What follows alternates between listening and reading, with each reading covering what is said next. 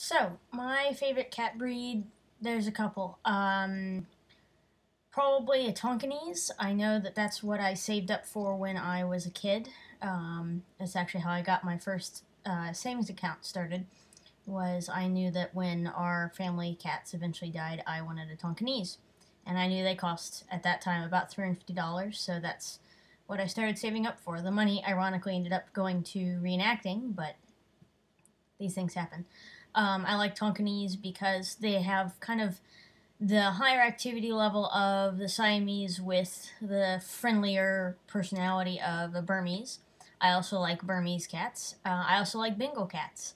I like Maine Coons and Norwegian forest cats. I tend to like larger cats over smaller cats, though I'm not a huge fan of long hair.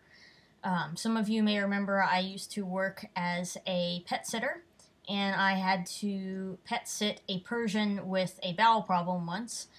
And let's just say scissors were involved at one point. That's not something I ever really want to deal with my own pets. So I like mostly cats that are friendly, sweet, and but also self-sufficient. Anyway, so what do I have in my garden right now? A bunch of half-dead plants.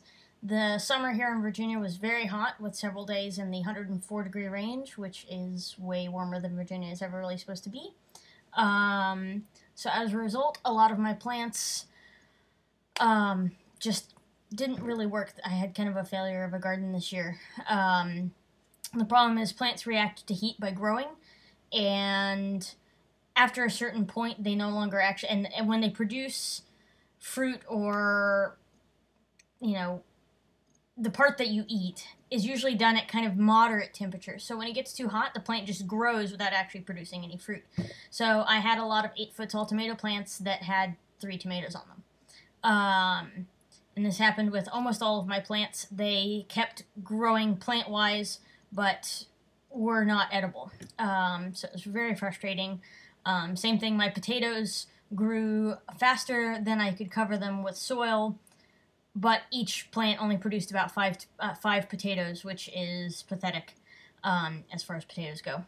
I got maybe 5 pounds of potatoes out of my potato trash cans, and I was supposed to get 20 times that.